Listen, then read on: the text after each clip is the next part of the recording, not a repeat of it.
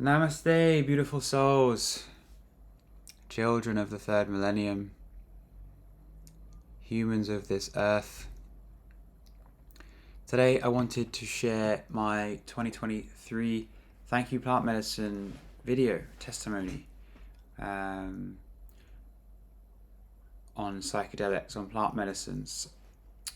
Why? Because they are teachers and they are here to teach us. In some ways I see it that they bridge us to the spirit of planet Earth. They bridge us home to nature. I think as a human species we've really separated ourselves in our minds and ideologies. We're very intellectual.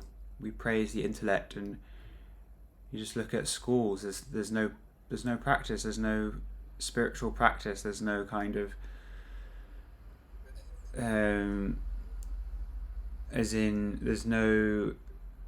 we're not connected to our roots. We've lost our way.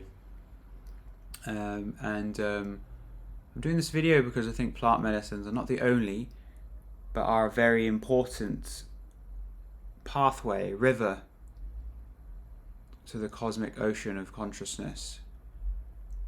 I think plant medicines can really help guide us home, as well as, Krishna consciousness and Christianity, religion, spiritual practices, Ashtanga yoga, men's work. All of these vehicles, they're not mutually exclusive.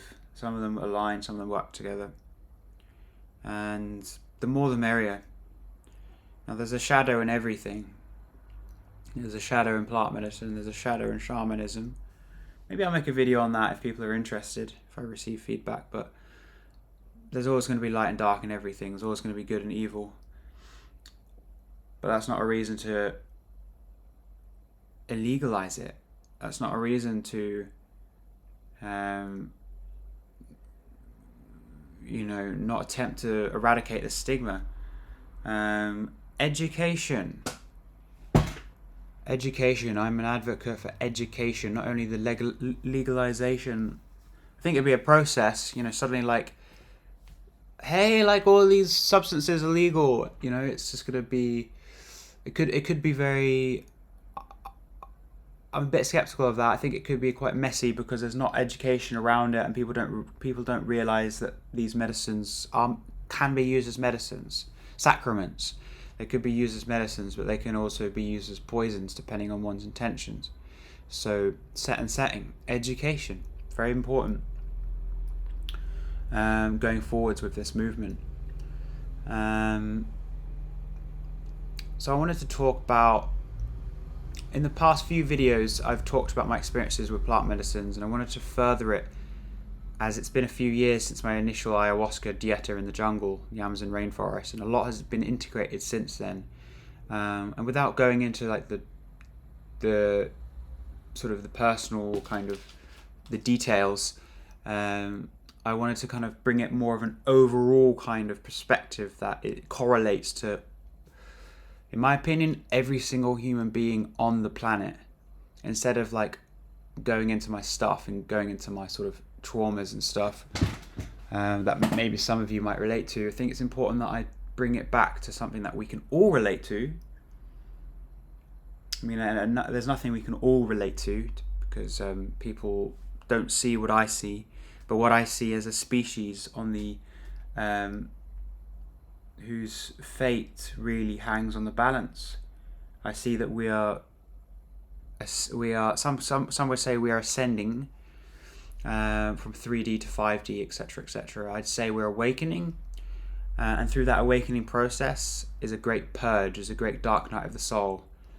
It's a great dying of the old earth paradigms, the old identities, and an ushering in of the new world order, which is peace, living in harmony with one another, living in harmony with our hearts, living in harmony with our higher selves, living in harmony with Pachamama, with Gaia, with the earth, with spirit, with God, whatever we want to call nature. And so plant medicines really help us to go into the shadows. We live in a very small spotlight consensus reality matrix, and we've casted away so much of our experience of our human nature that we deem unacceptable, and we've tried to brush it under the rug, and we have a severe shadow that just comes out in blatant. It comes out everywhere, and when we start to do the shadow work, we begin to see it more. COVID is a very good example of that. So I'm not going to get into the politics of COVID. I've been there, done that. But when we begin to open our eyes, when we begin to do the shadow work, we acknowledge our own shadow. We what does that mean? That means when something comes up, for example, anger, or something inside of us, or resentment, or shame, or jealousy, or whatever it is, something that we deem unacceptable, we cast it away and we identify as, yeah, but I'm not a jealous person. I'm not a this person. I'm a good person. I'm a good citizen. And all this stuff that's not. It's like it's almost as if like we're shredding aspects of our soul, of our souls. We call it soul retrieval work. When we go into the shadows and retrieve these parts, let's talk about the inner child. Or I like to call him the golden child. Some people call him the wounded child, or her. I call him the golden child because there is no wound. In essence, there is no wound. There's a kind of a paradox here with our language we use. We're not wounded. We're pure. We're already perfect. It's just our perceptions that are tainted. It's our beliefs that are corrupted, and our understandings, our minds are tainted with just this gibberish, this recycled nonsense from our past, and the psychological traumas that we faced as a species through these epic wars and famines and holocausts and everything in the past that was buried and never processed. These emotions that were the pain, the loss of everything that was faced, and the pain that was suppressed, and we've numbed ourselves to this point where we now live in a consumptional kind of oriented, money oriented, carrot on a stick sort of mentality. And so I'm sort of like really painting a picture here of just like how, you know, we're not living our lives to the fullest. I just like watched a bus go by and just say everyone just looks so miserable, and it's because we're not living the lives we want to live, and it's because we don't know we can. So when we do the shadow work, we can begin to embody the divinity of our essence. We can embody love. And we can embark on our dreams. We can let go of the fears that are holding us back. We can do what we want to do. We can open up to new realms of possibilities, new dimensions of light language, of codes, of just possibility, phenomenon. I think psychedelics, plant medicines really help us. With me, it was ayahuasca that really, she showed me that the work. What is the work? The work, doing the work, going into the shadows, retrieving these lost parts of our souls, this shattered soul, the fractures of our souls, the inner child, the warrior, the archetype, the magician, the king, the lover, all these archetypes, bringing ourselves back to wholeness. You know, Carl Jung once said something like, I don't seek happiness, I seek wholeness. We live in a society where people are trying to find happiness in their small prisons in their minds. And some people have done that. Some people have managed to find comfort. They're comfortable enough that they don't need to face the pain. Whereas some of us are not lucky enough to be comfortable enough. We're met with that brutality, and we have no choice but to do the work or to die trying to run from it.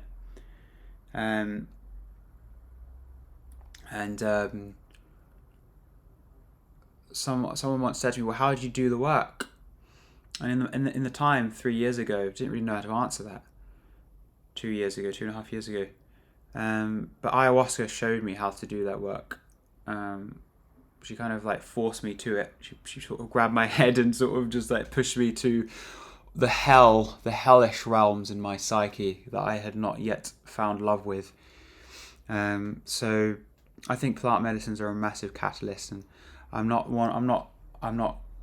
here to say that they're the only way, that they are the answer, but I am here to say that they play a very integral role if not for you, I expect probably you if you're watching this video, but if not for, a Hare Krishna devotee, if not for a priest, if not for a whatever, for somebody like me, for somebody like that doesn't resonate with that. We all have our own callings.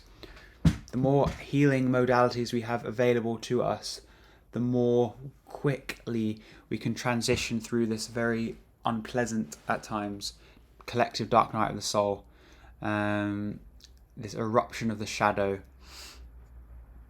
toxic, unintegrated toxic energies that people are projecting onto one another, as opposed to bringing it back. This is me, this is a part of me, love, love, love. And then harnessing that energy, using it for good. Using that, transmuting that beast energy to the warrior. Using that energy for good. If we lock away these energies, they come out in horrible ways. If we suppress our sexuality, men going out raping women, it's not, whereas when we honor these parts of ourselves, we're born sacred. We are born pure. There's nothing wrong with us.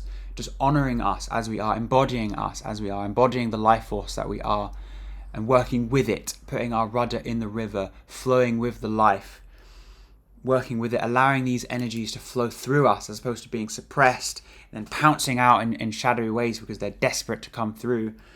We do the work, we go into the shadows, we embrace it, we face the fear, we love the fear, we love the journey, we love the ride, we surrender, we learn to surrender. Psychedelics really help us to surrender. Now, it's really important to do it in a held setting, because if one goes and does it at a festival, no judgment, but if we do it, if one does it at a festival, it could go wrong. It could come out in horrible ways. It could, as Dennis McKenna says, you're having fun, you're partying, you're dancing, but you don't realize that I think he calls it the hollowing abyss. It's just like right around the corner. That darkness, that pain, that ancestral pain that's been carried through the lineages for years and years and years, decades. It's there, it's waiting, it's inside of you. So make sure you're in a safe place, But at the same time, psychedelics don't need to be about that. They can be fun. Sometimes fun, entertainment, enjoyment is what we need. Sometimes that's the medicine we need. It's not all about the work, doing our work, push, do your work, feel the pain.